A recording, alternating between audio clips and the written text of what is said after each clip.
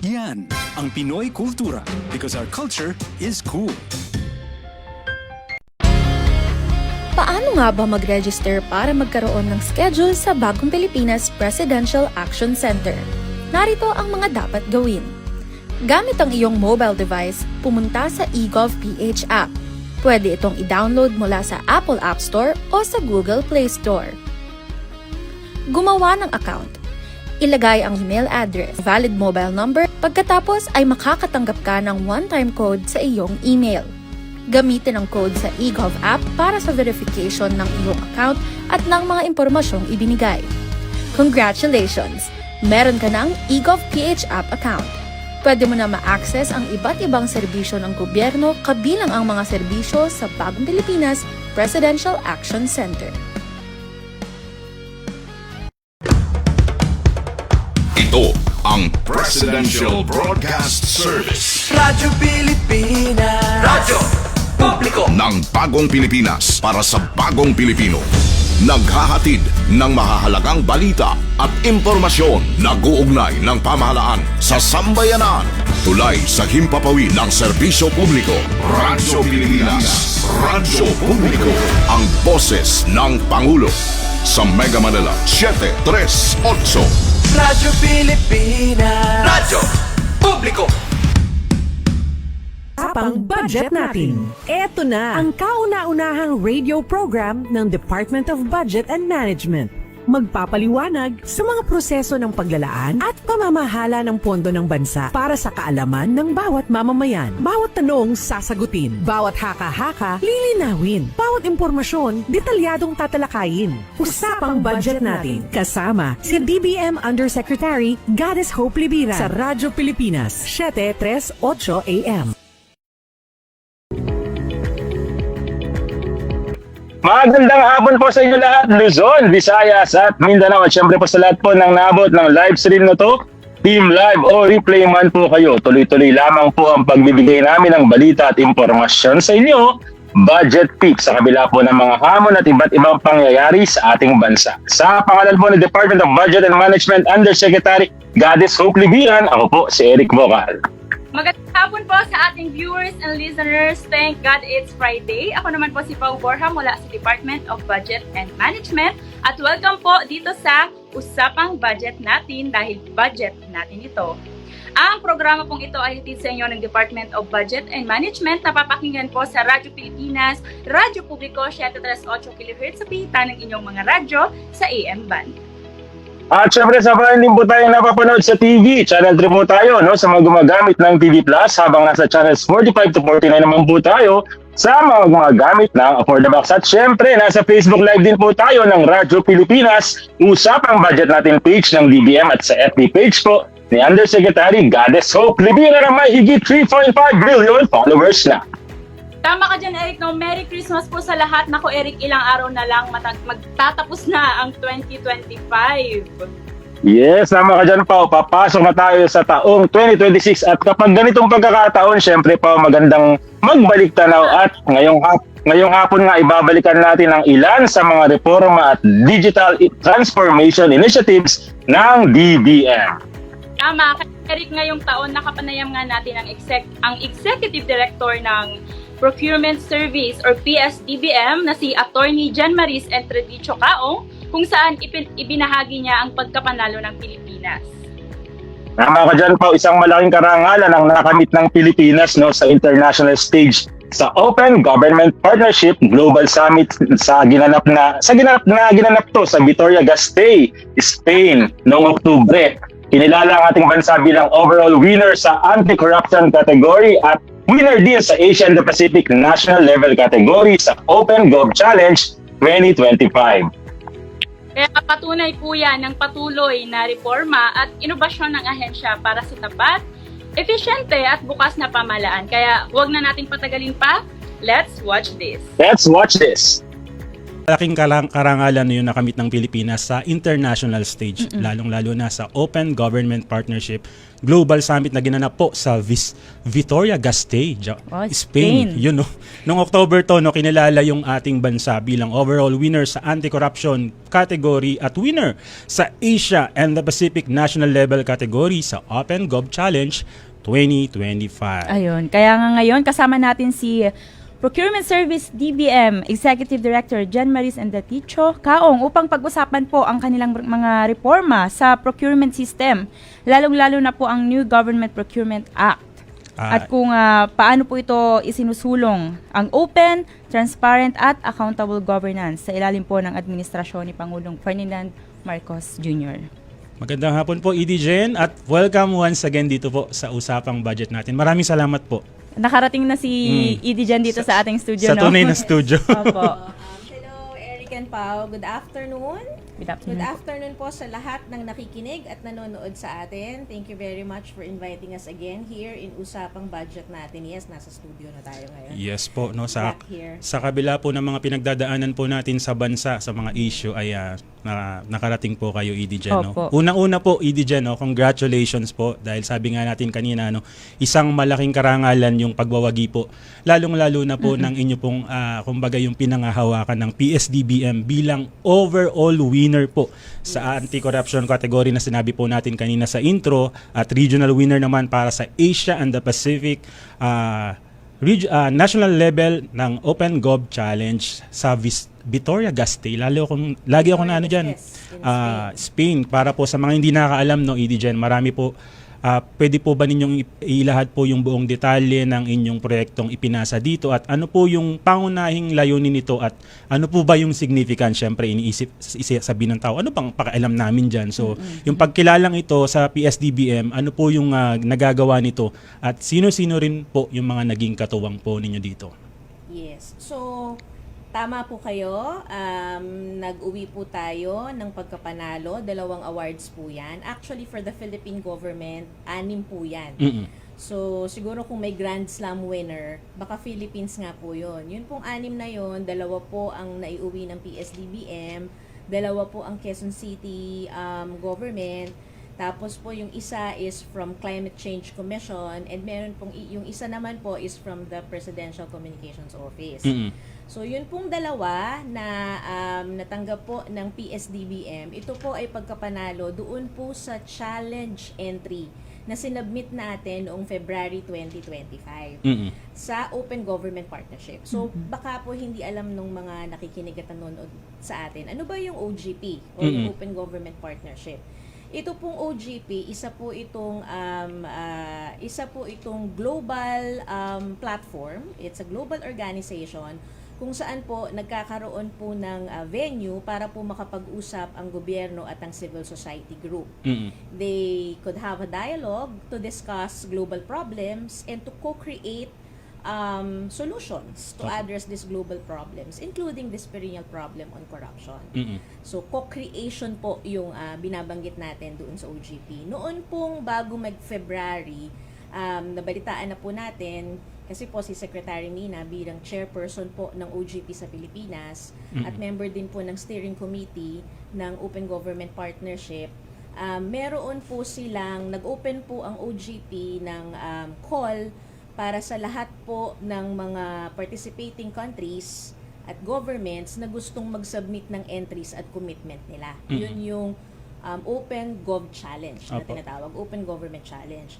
So, nag-submit po tayo nung February, and when we hosted, because the Philippines hosted the Asia and the Pacific Regional Meeting in February, kung babalikan po ninyo, kasi during my interview nung una, nabanggit na rin po natin yon. So, hinost po yun ng Pilipinas. Doon po in-announce kung sino-sino po yung mga bansa na nakapag-submit na ng mga entries nila that were found eligible. So, isa po tayo doon. Isa po ang PSDBM, yung sinubmit po na entry ng PSDBM. Ang sinubmit na commitment ng PSDBM is to make more data available, more data on procurement available, interoperable, and to increase public participation.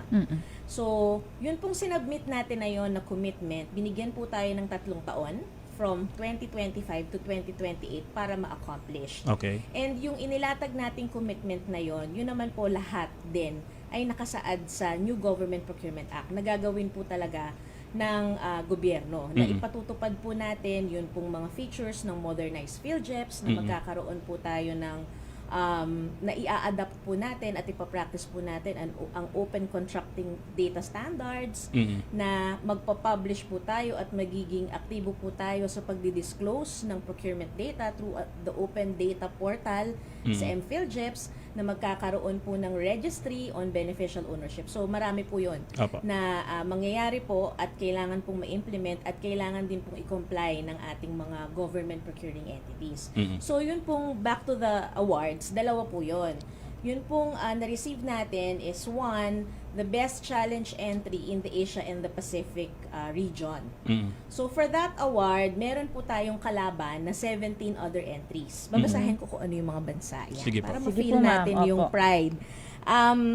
17 other entries from South Korea, Mongolia, Armenia, and Indonesia. And for the other award, ito po yung global, kasi hindi lang sa Asia and the Pacific, overall winner on the anti-corruption thematic category.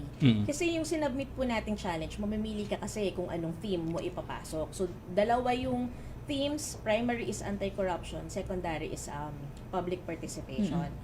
So, nanalo po yun ng overall winner for the anti-corruption thematic category. Dito naman po, ay meron po tayong kalaban na 30 other eligible submissions from, babasahin ko ulit kung ano mga bansa, United Kingdom, Chile, Guatemala, Costa Rica, Brazil, Nigeria, Armenia, Ukraine, Malawi, and Honduras. So, diba, parang pang Miss Universe lang Ganda. yun. Yes po. Yung level. So, yun, tayo po ang tinanghal na overall winner on the anti-corruption thematic category. Ngayon, kung nagtataka po yung ating mga ibang taga-subaybay, ano kaya ang ipinanalo Opo. doon po sa ating challenge entry? Kasi tinanong po namin, yun pong Open Government Challenge Committee kung papaano po pinili yung mga winners, and they said that the winning entries were chosen that they were recognized for their promise to reform and to raise the ambition of open government around the world. Winners were determined based on ambition, sustainability, involvement of civil society, and innovation. So yan po yung naging criteria. And that was based on how the entries or the challenge were crafted. And again, nung ginawa po natin yung entry, kino-create po natin ito. Hindi lang po ang PSDBM ang nag-isip nito. We had a partner, civil society group, na nag-isip po ng mga milestone activities dito sa buong challenge na ito. So, hindi pa po tiningnan yung rate of accomplishment based on the entry that we submitted, but based on the ambition of the entry that we submitted. Naalala ko po, Dijen, no, nung panahon na pumutok itong yung balita tungkol dito sa pagkapanalo natin. Syempre marami mga tao na ano ba, sa kabila ng corruption issues daw sa Pilipinas, nanalo pa daw tayo, sobra daw masyadong minamanipula daw natin yung mga nangyayari, parang ganun. Ano po yung masasabi po ninyo na sa bahagi po natin, syempre sa DBM, PSDBM, may mga reforma po tayo na ganito na nananalo po sa international stage? Yes. Naintindihan po natin ang sentimento ng ating mga kababayan. Kahit nga po din kami, actually, parang kasi we are doing client learning engagements in the rollout of the features of the MPhilJeps. Kapag po nababanggit natin yun, ang audience na po natin doon ay mga kapwa po nating government agencies. Talaga pong parang sa umpisa, parang imbes na, isa siyang dapat sana ipagmalaki o parang dapat ang vibes ay masaya lahat. Parang masaya pero parang nakakatawa yung dating. Parang hindi sila makapaniwala. Pero yun hong mga hurado na namili diyan po sa mga winning entries na yan, wala po diyan ang nanggaling sa Philippine government. No, lahat po yan are international organizations, yung bumuo po nung Open Government Challenge Committee. And yun nga, sinabi na po natin kung ano po yung naging criteria nila. On our part, we will continue what we're doing. Okay. Kasi yun po yung, ang mahalaga po sa atin ay magawa po natin kung ano po yung commitment na nailatag natin. And ang mahalaga po is may mga kasama po tayong civil society groups dito na nakikipag-partner sa atin. Ibig pong sabihin, meron pong nagtitiwala sa atin, sa PSDBM, na they are with us in working to achieve this commitment. So sabi ko nga, mas mahalaga yung trust building. Yes. So at least, kung lumilitaw po yung lahat ng nangyayari ngayon sa mga investigasyon on flood control, etc., meron pong ginagawa ang tayo sa government. At kasi at least may hope. Kasi kapag po naputol yung hope, at least if there's hope, wala na. Kung walang hope, wala na, di ba? But yun, I think doon po nagsisimula yung trust building, and dead man na lang muna. Yes, Tuloy lang po tayo sa Dead mas ginagawa negative. po natin. Para din po sa kaalaman ng ordinaryong one. Tsaka pati na rin po sa mga procuring entities. Ano po yung mga konkretong benepisyo at epekto ng pagkapanalo pong ito ng PSDBM sa Open Gov Challenge para na rin po sa taong bayan at sa procurement stakeholders ng gobyerno? Yung konkretong benepisyo, siguro primarily, na-validate po yung halaga ng pagkakaroon ng isang procurement service, Department of Budget and Management, na umaakto po bilang isang central procuring agent para sa government agencies. Meaning yung value of generating savings for the government, and also PSDBM as the manager of the Central Electronic Portal on Government Procurement, which is the Philippine Government Electronic Procurement System. It benefits the government, no, hindi lang po yung opisina, kasi po maipagpapatuloy po ng PSDBM, kasi kung napapatunayan po namin yung value, we expect na yun pong mga panawagan ng mga nakaraang taon na i-abolish ang opisina, di ba? Ngayon po napapatunayan natin yung value ng pagkakaroon ng PSDBM, na aside from it contributes to the efficiency for government procurement officers, kasi nga ginagawa na namin yung trabaho nila sa pag-procure ng common use supplies and equipment. Nakaka-generate talaga ng savings ang bulk procurement na ginagawa ng PSDBM para sa entire government. And also, dahil dito sa mga international recognition, nakikilala kasi yung ginagawa natin sa Pilipinas. Nakikilala yung ating New Government Procurement Act. Ano po yung masasabi po ninyo na ngayon po ay kinikilala na po yung mga reforma po na ito na pinangunahan din po ni Secretary Amena at syempre ni Pangulong Bongbong Marcos? Yes. Nagpapasalamat po kami kasi talagang si Secretary Mina po ang nag-shepherd ng New Government Procurement Act. And of course, dahil inline po yan doon po sa trust ni President BBM on digitalization. So kaya po talagang naging heart ng NGPA yung modernized features ng Philippine Government Electronic Procurement System. Sa ngayon ho, actually the IRR, ang Implementing Rules and Regulations, na issue lang po ng Pebrero. Ang batas ay napirmahan ng 1 taon. Pero kahit na ilang months pa lang po tayo from February 25, which was the effectivity date of the IRR, marami na po tayong nasimulan doon po sa inaasahang features dyan po sa PhilJeps, no? Yun hong e-marketplace, for example, sabi ko na po yan when I was here before. So yung e-marketplace that we were able to launch nung December, nag-start po kaming makareceive ng mga orders dyan sa e-marketplace nitong February, and to date, we have rake over 800 million of sales. So that's not bad. Meron ho kaming naitalang mga around 24 million savings for the government.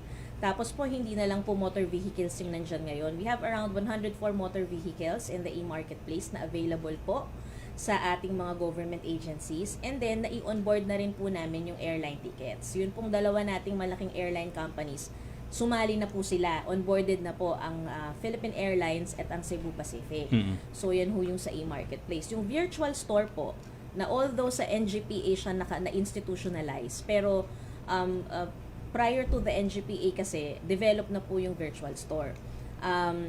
Since 2018, sa Metro Manila lang po yan nakadeploy. Pero this year, just this year, na-i-deploy na po namin yan sa depots po namin in Baguio, tapos po sa Mindanao, in Butuan and Cagayan de Oro, and just 2 weeks ago sa Pampanga.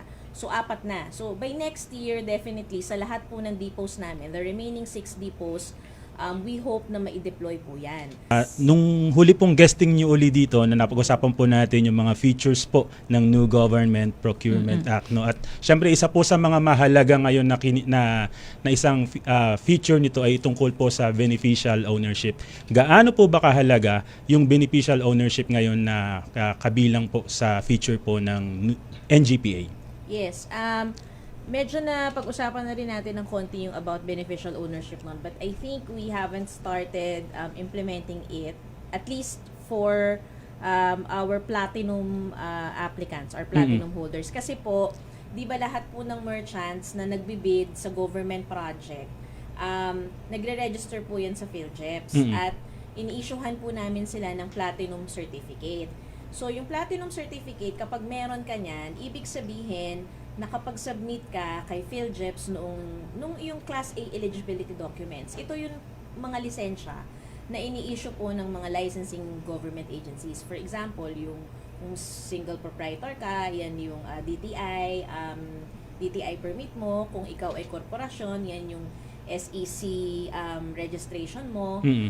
So, ngayon po, doon sa New Government Procurement Act at doon sa IRR nito, may naidagdag na doon na kung ikaw ay korporasyon, kailangan mag-submit ka rin kay PhilJeps para makakuha ka ng platinum nung iyong general information sheet na nagpapakita ng iyong beneficial owner information. So, yan yung BOI.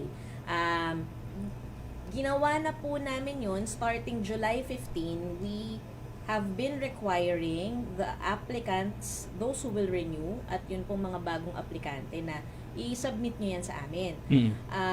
So kapag hindi sila nakapag-submit nun, hindi sila mai-issuehan ng platinum. Also, so starting July 15 yon, yung lahat ng nakapag-secure na ng platinum, pero hindi nakapag-submit nun, we started suspending them because yun na nga, mandatory na nga yung BO information ng around September.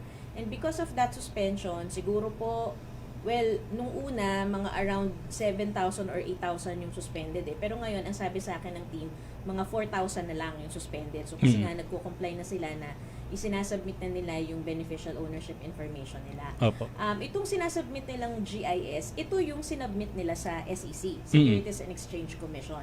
So ngayon, di ba, meron ngang interconnectivity of systems na pinaplano din at yun din ay kailangang mangyari. Data sharing po between sa SEC and interconnectivity of systems between between the PhilJeps and the SEC and the DTI and a lot of agencies na naka-enumerate po doon sa section 23 ng ating batas. Pero dahil wala pa yung automated system ni SEC, ang nangyayari ngayon na binavalidate nila yung mga information kasi pinapavalidate namin sa kanila, but for the purpose of publishing the registry. Kasi aside from that, yung pag-secure ng platinum, yung pag-publish noong beneficial ownership information, it is expected to be seen from the PhilJeps. So, humihingi kami ngayon ng authority from the Government Procurement Policy Board to publish it. At least yung mga nakapag-submit na. Ano na lang po yung mga programa or advocacies or malalaking proyekto pa po ng PSDBM na dapat mong abangan ng publiko at saka ng procuring entities na sa mga susunod na buwan bilang pagpapatuloy po sa inyong reforma? Yes. Unang-una po, dadamihan po natin yung available na items sa e-marketplace. Kasi nakita na po natin yung benefits niya. Opo. Not only yung savings, but yung administrative efficiency na naidudulot niya. So marami pong mga ahensya ngayon, gustong-gusto na nilang, excited silang bumili. Kasi ngayon, lumalabas ngayon yung mga vehicle requirements nila. Kasi madali nang bumili. At tipid po. Oo, at tipid. Dati parang nakakatamad mag-procure kasi maghihintay ka ng ganitong katagal. 3 months pala, delivery. dati 3 months. Yung iba actually 6 to 8 6 months, pa. ganyan. Kasi including delivery, ganun daw po katagal. Ngayon, 1 week na lang. Oo, ngayon, earliest namin may 1 week, nung mga unang buwan, tapos may 2 weeks, ganyan. So, mabilis talaga. So, madadagdagan po yung mga items sa e-marketplace. And yun nga, yung sinabi ko kanina, hopefully by next year, lahat tayo naka-shift na into using the e-bidding facility. Kasi yan, mas marami pong procurement data na magiging available doon sa open data natin. Number 3 is that open data portal na work in progress po yan. So, mas madami pa pong maipapublish na klase ng mga procurement information dyan sa open data portal and the registry of the beneficial owner ownership information na gustong-gusto na rin nilang abangan at makita sino-sino kaya ang may-ari talaga nitong mga korporasyon na sumasali po sa government procurement. So tuloy-tuloy din po yung PS on Wheels natin. Maraming salamat po. Thank you so much, ED Jen. Executive Director po ng PSDBM, Attorney Jen Maris Entredicho Kaong. So, baka may shoutout pa po kayo. Sabay-sabay na tayo po. Hello to all our employees and colleagues in PSDBM and in DBM. And of course to my family, si Daddy Bong, my very cute daughter, si Chloe. Ayan, sa mga kapatid at mga nanay ko po, yung mother-in-law ko at saka yung mami ko, yan. Diyan lamang po kayo, magbabalik po ang Usapang budget natin dahil budget natin ito.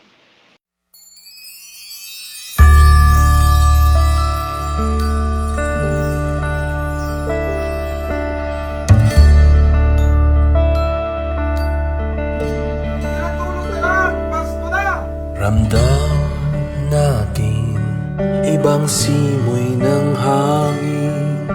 Ito ay tanda na mayroong darating. Pagsilang ng sanggol doon sa Bethlehem, siya ang nagligtas ng kasalanan natin.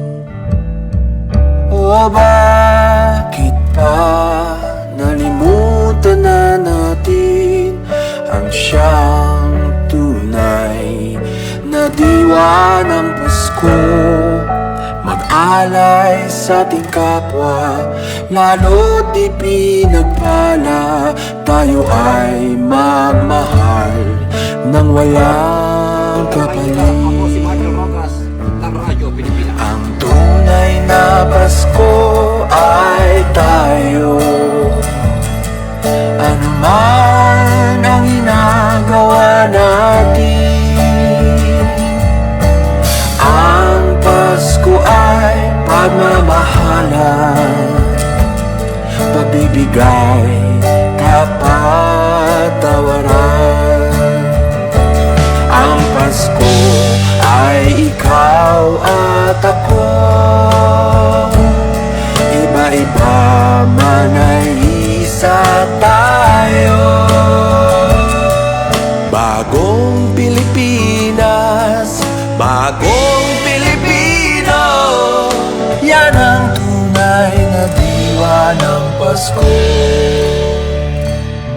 Sana'y maghilom na mga sugat natin, kahit iba-iba paniniwala natin. Kaya ngayong Pasko, magkasundo tayo. Pareho lang naman, maganda ang hangarin. Ang tunay na Pasko ay tayo. Ano man ang ginagawa natin, ang Pasko ay pagmamahalan, pagbibigay. This is the celebration of the birth of Jesus, and to once again dedicate ourselves and our lives to that service. Iba-iba man ay isa tayo. Bagong Pilipinas, bagong Pilipino, yan ang tunay na diwa ng Pasko. Ang tunay na Pasko ay tayo. Ano man ang ginagawa natin, ang Pasko ay pagmamahalan, pagbibigay, kapatawaran. Ang Pasko ay ikaw at ako. Iba-iba man ay iisa tayo. Bagong Pilipinas, bagong Pilipino, Pasko. Yan ang tunay na diwa ng Pasko.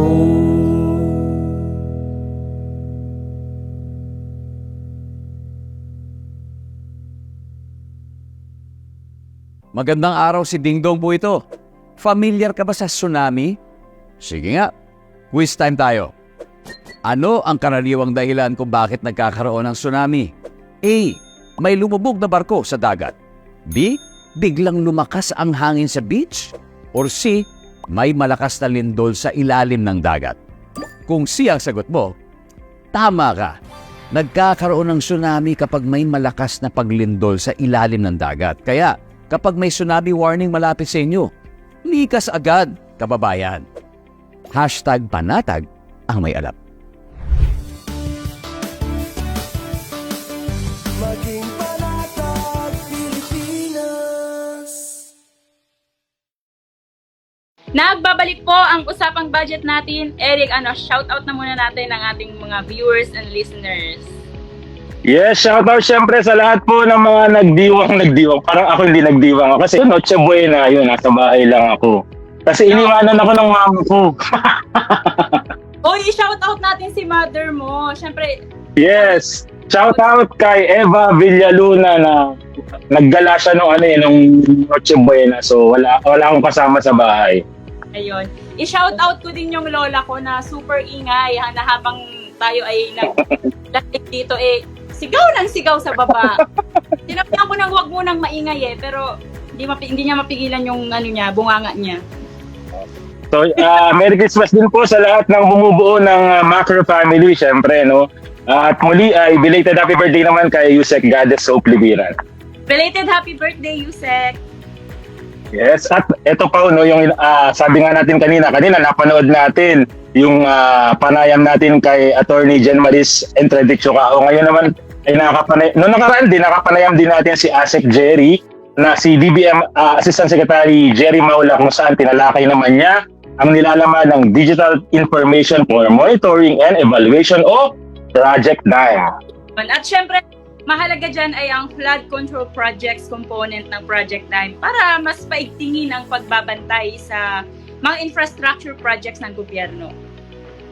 Tama, wag na natin patagalin pa muli. Let's watch this. Eric, tulad nga ng nabanggit mo kanina. Talaga ba? Alam ko na yung sabihin Sige mo lang, okay. Tatalakayin nga natin ang isa sa mga digital transformation initiative ng DBM. Ito ay ang Digital Information for Monitoring and Evaluation or Project DIME. Yes, tamang-tama ka dyan, no, para bigyan tayo ng mas malawak po na pangunawa kaugnay sa Project DIME kahit napanood natin yung ABP kanina.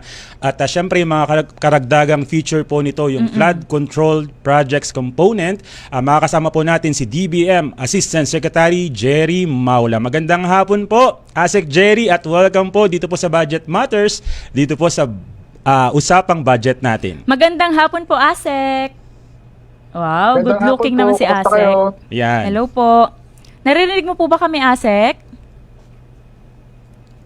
Hello po. Yes po. Yeah. Loud and clear. Loud and clear. Sige, thank you po, ASEC. No, simulan na po natin. Ano po yung pangunahing mandato po ng inyong opisina na Information and Communications Technology Group ng Department of Budget and Management? Para alam din po ng ating mga tagapakinig. Yeah. Thank you. Basically po, ang pangunahing target ng aking department, ang tawag po sa amin ay Information and Communications Technology Group ng DBM. No? At ang mandato ay patuloy na operasyon po ng mga systems and applications po ng DBM. Kumbaga po ay keeping the lights on ng ating mga IT operations.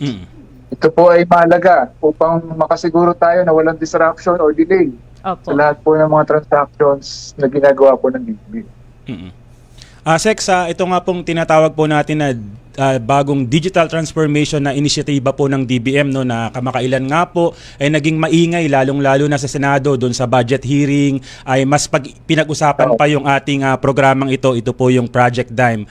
Para po sa kaalaman po ng lahat, ano po ba yung layunin po ng inisyatibang ito at saan po ba naka-focus yung Project DIME? Yes, thank you for asking. Ang Project DIME ay or ang tinatawag nating Digital Information for Monitoring and Evaluation ay isa po sa mga pangunahing hakbang po ng DBM. Mm-mm. Tungo sa full digital transformation po at transparency not only po ng DBM but for the entire government. No? Ang objectives or layunin po ng Project Dime, number 1, makasiguro po na epektibo ang paggamit ng pondo ng bayan. Through digital means para masubaybayan po natin at ma-evaluate ang mga projects po ng ating gobyerno. Second, we also want to understand na makapagbigay tayo ng real-time or near real-time updates po sa mga infrastructure projects through evidence-based data para maayos po ang ating pagpaplano, pagpabudget, at decision-making po ng gobyerno. At ang huli at pinaka-importante rin po, palakasin ang transparency at accountability sa implementation ng mga programa at proyekto ng gobyerno. Speaking of transparency. Oh, yun nga Asik, no. Paano po makakatulong yung yung Project Dime sa transparency ng mga proyektong isinasagawa po ng gobyerno? Tsaka anong klase po ng mga proyekto ang sakop nito? Actually, yun na nga po ang ginagawa ng Project Dime ngayon. Pinapaigting ng DBM ang pagsisikap nito upang makamit ang transparency sa budget at ang digitalized pong processes natin sa operations at magsisilbing haligi po ang Dime para po sa kampanya ng pamahalaan ating gobyerno para sa transparency. Ito rin kasi ang magbibigay dyan para makapaghanda tayo sa hinaharap na IFMIS o tinatawag nating Integrated Financial Management Information System. At ang roadmap po sa digital transformation. Bilang nga po sinasabi po natin para po ito sa transparency at ngayon din po masasabi po natin na isa po ito talaga sa mga proyekto po ng pamahalaan na kumbaga magsasama-sama po yung marami pong mga ahensya. Ano-ano po ba yung mga ahensya po na katuwang po natin dito para po sa pagpapatupad po ng proyektong ito? Opo, actually palaki po ng palaki or parami ng parami ang mga ahensya pong aming nakakausap at nakakasama at lahat po yun ay magpapalakas po sa ating Project Dime.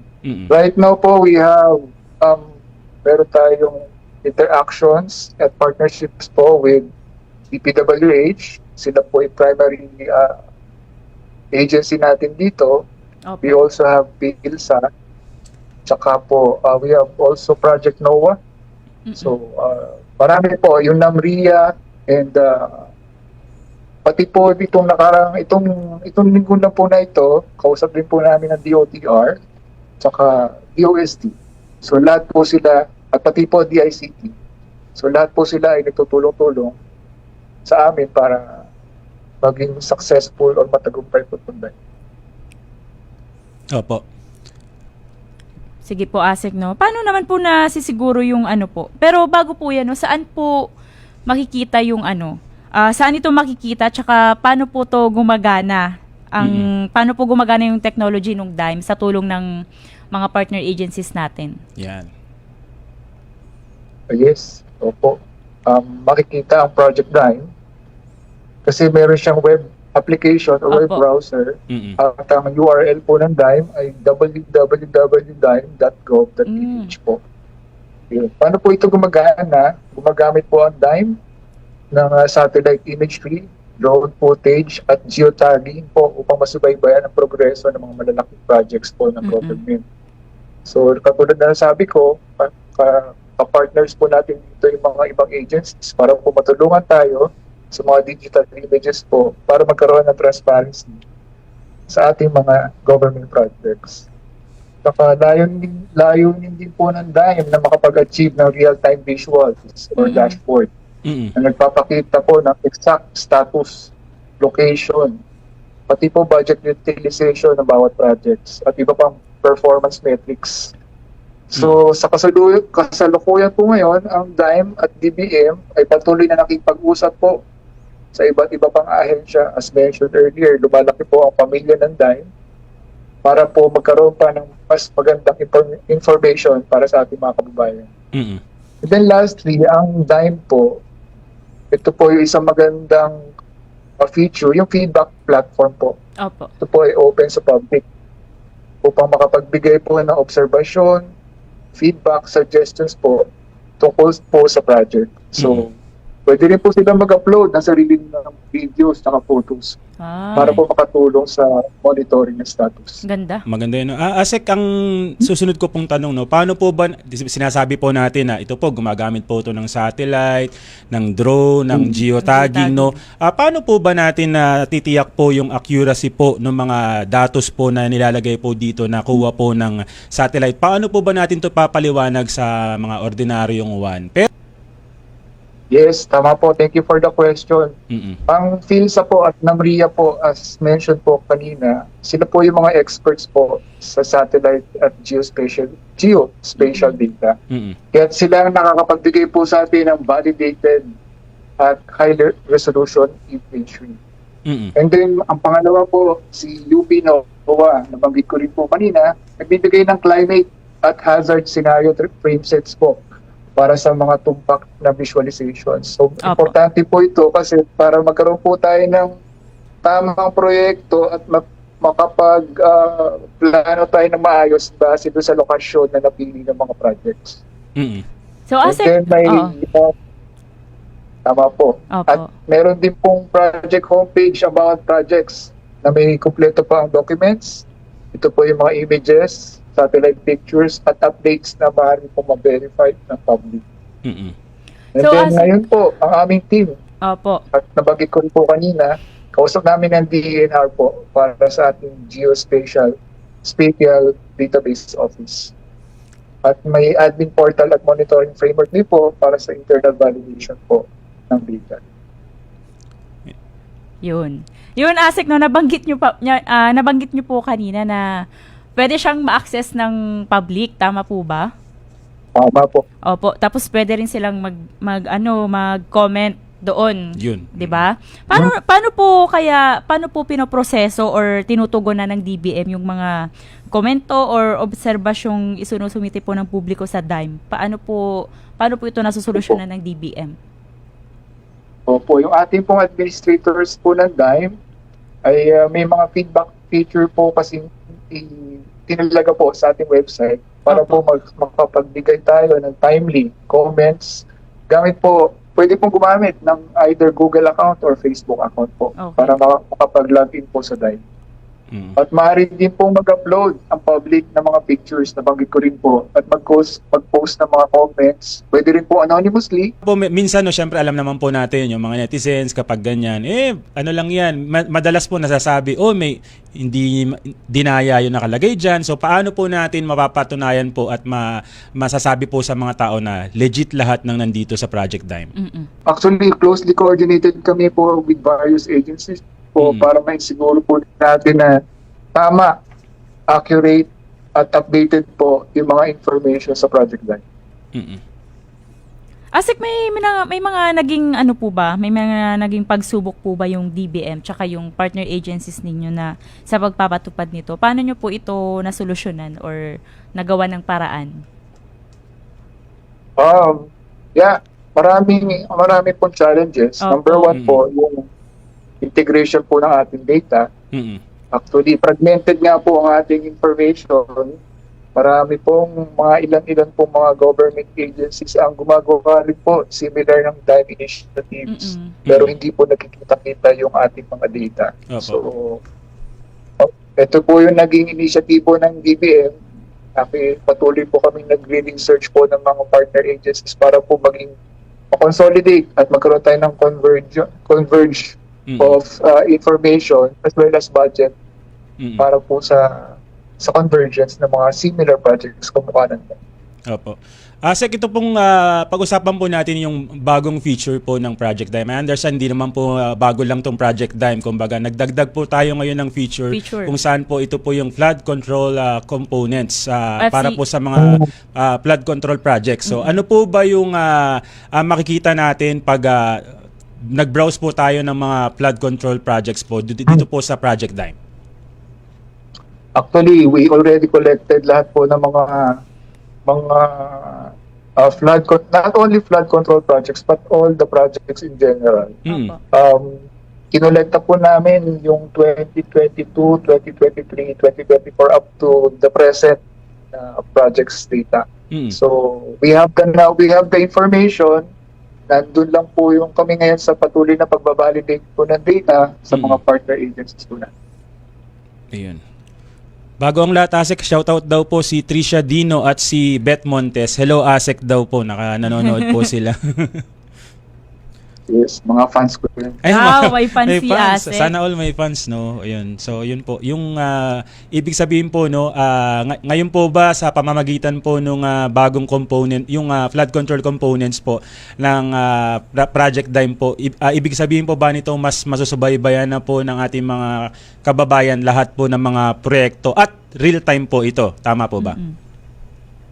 Tama po. Tama. Medyo konting tawad. Near real time po para po Near. masyadong expert yung mga public sa atin. Asek, ano po yung benepisyo ng Dime para naman po sa mga lokal na komunidad katulad natin? Opo, actually, one of the triggers po ng Dime is citizen participation po. Lalo na po yung nagkausap kami ng DNR tsaka ng DPWH, dapat po yung mga pre-works, mga planning po before starting a project. Opo. Magkaroon po ng scientific study kung feasible po yung mga itatayong infrastructure projects. Pangalawa po, ano po yung magiging effect sa community? Magtatayo po tayo ng mga ganong klaseng projects. Yung mga farm-to-market roads, ano po yung mga dadaanan ng planong projects na ito, dapat po may konsulta po sa community. Basically, ang sinasabi ko po ay community participation plus scientific research po before starting any infrastructure projects. Para po hindi masayang yung project, dapat po maingat at masusi po yung pagpaplan. Ngayon po, Asek, na sobrang init po ng mga issue.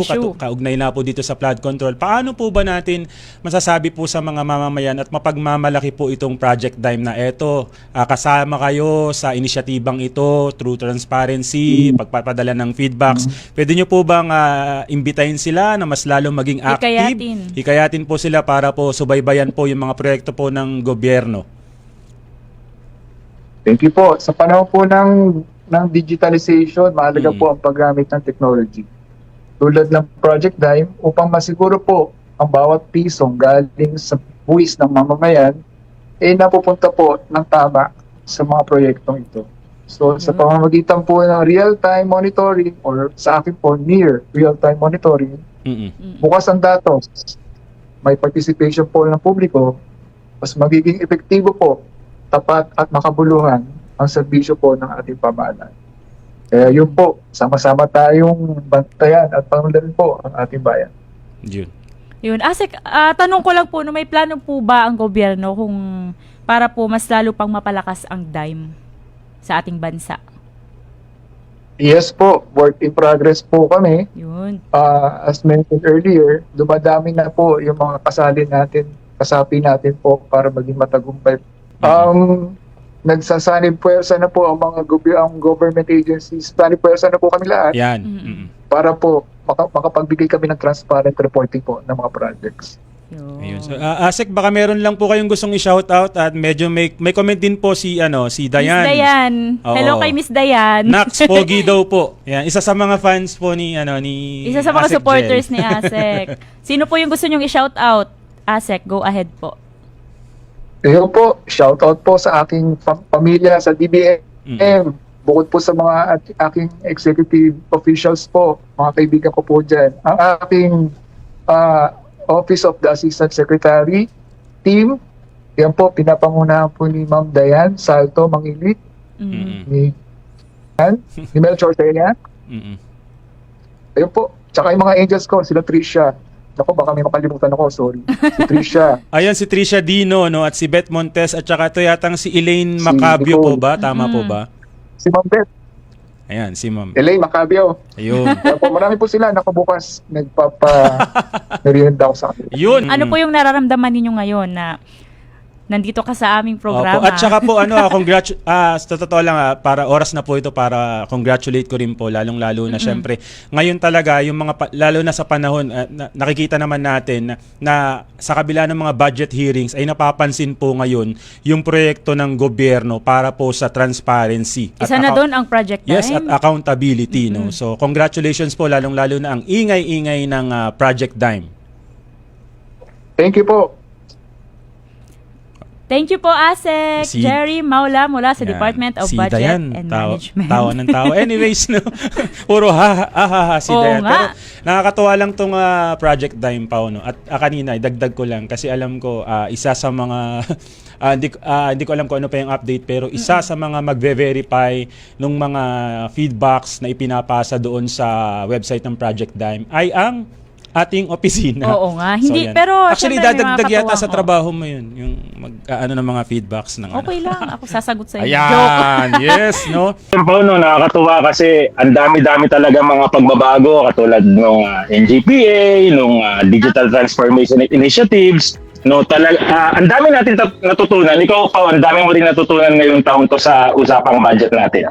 Oo, no, tsaka itong usapang budget natin, isang malaking oportunidad para sa akin para para mas mag-grow tayo tapos malaman natin lahat ng mga initiatives ng gobyerno para sa atin. Tama, no. And with that, dyan po nagtatapos ang usapang budget natin. Nawa po, alam ko may natutunan kayo, lalong-lalo na dalawa yung tinalakay ngayong araw na to, yung new government procurement at syempre, yung Project Dime. Kaya nga, no, samahan po ninyo kami muli next week. Dito pa rin sa impilan ng Radyo Pilipinas, Radyo Publiko at syempre po via Facebook Live ng Radyo Pilipinas at Usapang Budget natin page ng DBM. At syempre po napapanood rin po kami sa Facebook page ni DBM Undersecretary Goddess Hope Ibiran. Antabayan lang po ninyo ang susunod na programa, ang Salam Radio. Muli, sa pangalan po ni Department of Budget and Management Undersecretary Goddess Hope Libiran, ako po si Eric Vocal. Ako naman po si Pau Borja mula sa Department of Budget and Management. See you next week, same time, alas 5 ng hapon hanggang alas 6 ng gabi. Dito lamang po sa inyong favorite Friday habit. Ito po ang Usapang budget natin, dahil budget natin to.